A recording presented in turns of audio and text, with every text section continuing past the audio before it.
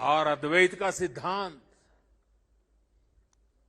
कभी कभी अद्वैत के सिद्धांत को समझाने के लिए बड़े बड़े ग्रंथों की जरूरत पड़ती है।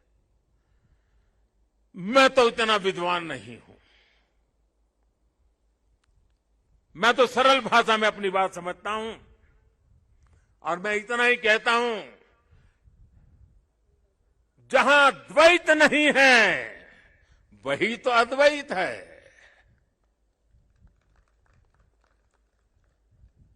शंकराचार्य जी ने भारत की चेतना में फिर से प्राण फूके और हमें हमारी आर्थिक परमार्थिक उन्नति का मंत्र दिया। उन्होंने कहा, ज्ञान विहीन, देखिए ज्ञान की उपासना क्या महिमा हमारा कितना महत्व रखता है। ज्ञान विहीन सर्वमतेन मुक्तिम न भजति जन्मशतेन, यानी कि दुख, कष्ट और कठिनाइयों से हमारी मुक्ति का एक ही मार्ग है और वो है ज्ञान। भारत की ज्ञान की, विज्ञान और दर्शन की जो कालातीत परंपरा है, उसे आदि शंकराचार्य जी ने फिर से पुनर्जीवित किया, चेतना भर दी। साथियों, एक समय था जब अध्यात्म को, धर्म को केवल रूढ़ियों से जोड़कर, कुछ ऐसी गलत मर्यादा और कल्पनाओं में जोड़कर देखा जाने लगा था। लेकिन भारतीय दर्शन तो मानव कल्याण की बात करता है,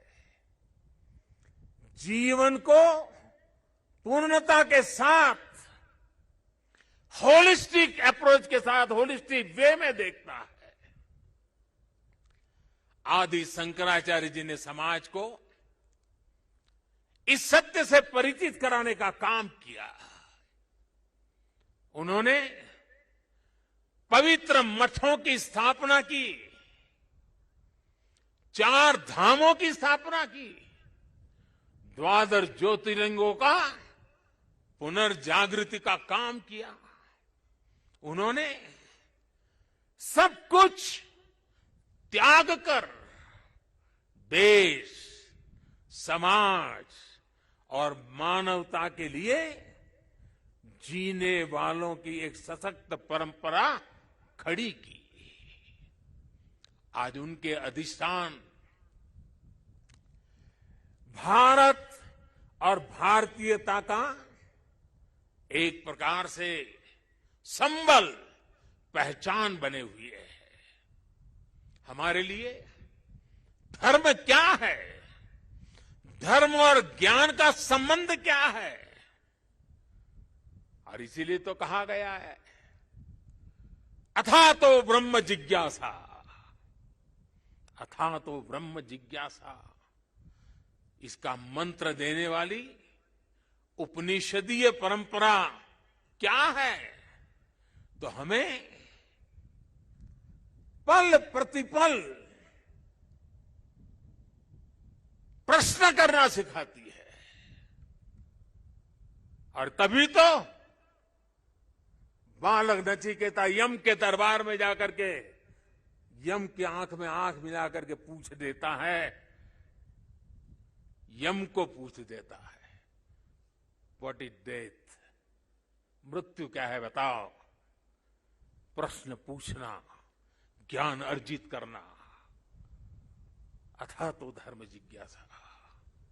हमारी इस विरासत को हमारे मठ हजारों सालों से जीवित रखे हुए हैं, उसे समृद्ध कर रहे हैं। संस्कृत हो, संस्कृत भाषा में वैदिक गणित जैसे विज्ञान हो, इस मठों ने हमारे शंकराचार्य की इस परंपरा ने इन सब का संरक्षण कर पीढ़ी दर पीढ़ी मार्ग दिखाने का काम किया है। मैं समझता हूं आज के इस दौर में आदि शंकराचार्य जी का सिद्धांत और ज्यादा प्रासंगिक हो गए हैं। साथियों, हमारे यहां सदियों से 4 धाम यात्रा का महत्व रहा है। 12 ज्योतिर्लिंग के दर्शन की, शक्तिपीठों के दर्शन की, अष्टविनायक जी के दर्शन की, ये सारी यात्रा की परंपरा, ये तीर्थाटन हमारे यहां जीवन काल का हिस्सा माना गया है। ये तीर्थाटन हमारे लिए सिर्फ सैर सपाटा पर्यटन भर नहीं है, ये भारत को जोड़ने वाली, भारत का साक्षात कराने वाली एक जीवंत परंपरा है। हमारे यहां हर किसी को, कोई भी व्यक्ति होगा, उसकी इच्छा होती है कि जीवन में कम से कम एक बार 4 धाम जरूर हो लें, 12 ज्योतिर्लिंग का दर्शन जरूर कर ले, मां गंगा में एक बार डुबकी जरूर लगा दे।